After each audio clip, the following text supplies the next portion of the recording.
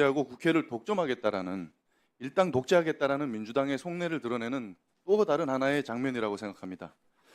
어제 우리가 개원식이죠. 정말 상징적인 대조적인 장면이 연출이 됐죠. 국회를 독점한 민주당이 마치나 그 국회판 할로윈데이 보는 것 같은 그런 축제하는 것 같은 그런 모습을 연출하면서 하지 않았습니까? 그래서 우리는 극과 극으로 정말 상복을 입고 결연한 표정으로 본회의장에 참가했습니다. 민주당의 일방 독재에 저항해서 정말 이곳 대한민국 국회에서 의회 민주주의가 사라졌다, 죽었다라는 걸 우리 의사를 표현하기 위함이었습니다. 이 일이 있고 나서 지금 24시간도 지나지 않아서 또 이런 막무가내식 상임위 운영 정말 실망스럽습니다. 국회 운영이 이렇게 일어나는 것 제대로 된 정부 역할에 대해서 제대로 된 감시와 견제를 하기 위해서는 정말 충분하고 철저한 준비가 필요하지 않겠습니까? 이거 오늘 아침에 지금 11시 상임위 시작하기 직전에 와서 우리 야당에게 일방 통보하고 자기들은 다 자기들끼리 준비해놓고 아무 준비도 못하게 하는 거예요. 이거 정말 상도에도 맞지 않고 야당을 의도적으로 배제하는 거예요.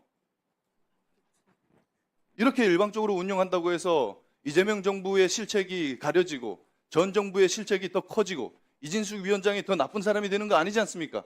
시간이 지나면 국민들은 다 알게 되어 있어요. 방금 전한길 뉴스 얘기를 하면서 또 이진숙 위원장 공격하는데 전한길 뉴스의 당대표라는 표현도 어떤 동료 의원님께서 쓰시더라고요.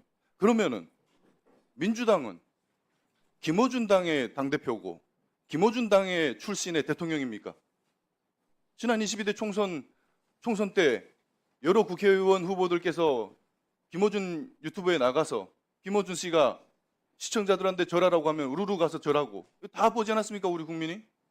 이렇게 말하면은 정말 자기 얼굴에 침 뱉기라는 말씀을 드리겠습니다. 그리고 오늘 또 이진숙 위원장에 대해서 빵 얘기 또 하는데 지금 이제 국회에서 이렇게 압박을 받고 이진숙 위원장님 작년에 임명되시고 나서 이틀 만에 탄핵되고 돌아오신 지 얼마 안 되고 또 돌아오시자마자 바로 또 상임위장에 이렇게 끌어내서 정말 많은 사랑식으로 사람을 정말 처참하게 이렇게 공격하는데 지금 이 국회에서 압박받는 것도 모자라서 지금 대통령실 차원에서 또 정치적 중립 의무 위반이라고 우상호 정무수석이 또 그런 얘기를 하지 않았습니까? 면직 검토한다고. 그래서 이런 억울함, 이 압박감을 표현하시기 위해서 아마 SNS에 빵에 가나요? 뭐 이런 글도 쓰신 것 같은데 제가 위원장님께 좀 시간을 드릴게요. 충분하게 지금 3분 40초 남아 있는데 이 부분에 대해서 한번 그간의 소회를 한번 좀 충분히 좀 말씀해 주십시오. 예, 의원님 감사합니다. 말씀하신 대로 저는 2024년 6월 24일에서 26일 3일 동안 거의 쉴 사이 없이 인사청문회를 거쳤습니다. 장관급으로는 역사상 사상 처음이라고 합니다. 그 뒤로 제가 7월 31일에 위원장으로 취임을 했는데 당시에 그 공영방송사 MBC의 이사회는 8월 12일 이사들이 임기 만료를 앞두고 있었고 KBS는 8월 말로 임기가 만료될 예정이었습니다. 그래서 매우 급한 일이라고 생각을 하고 제가 기다리는 시간에 이사로 추천된 분들을 검토를 해서 7월 31일에 공영방송 이사들을 선임을 했습니다. 그런데 이것이 맞지 않다고 해서 소위 2인 체제 문제성을 2인 체제를 불법이라고 규정하면서 이틀 만에 저를 탄핵시켰습니다. 저는 그때 다른 장소에서도 밝혔지만 저를 탄핵한 것은 실질적으로 문제가 있어서가 아니라 이진숙이라는 사람을 업무에서 배제시키기 위해서 탄핵을 했다고 저는 믿고 있고요. 실질적으로 174일, 6개월 가까이 제가 업무에서 직무가 정지가 됐습니다.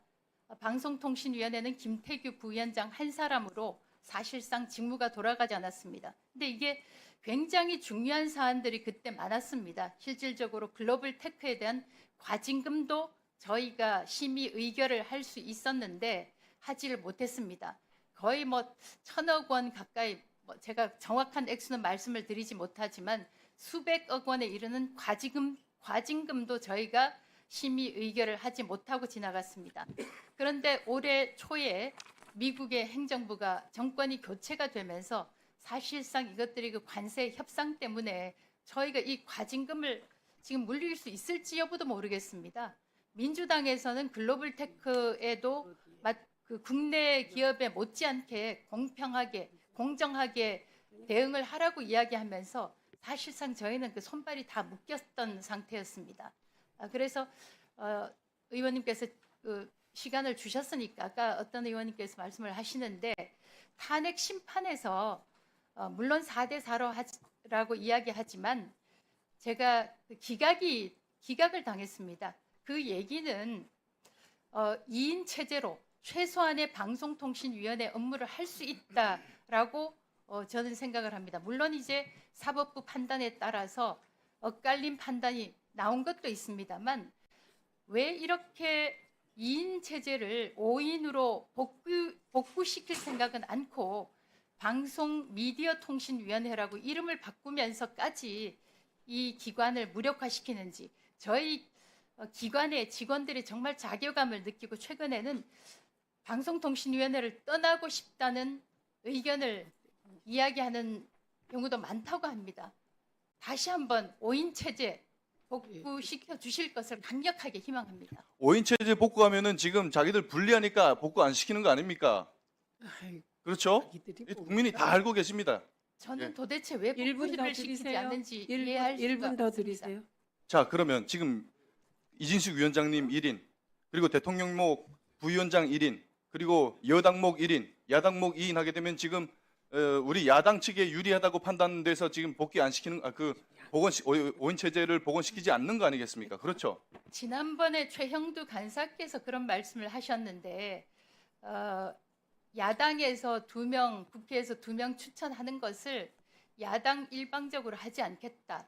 사실상 민주당과 합의를 해서 결정하겠다. 이 말씀을 하는 걸 들었습니다. 그래서 지금 상태에서도 국회에서 합의를 해서 사실상 협의가 아니라 합의를 해서 상임위원들을 선임을 한다면 저는 문제없이 사실상 방송통신위원회 정신에 맞게 5인 체제가 제대로 작동할 수 있을 것이라고 생각합니다. 그러니까 이 본질적으로 자기들 불리한 위원회 구조가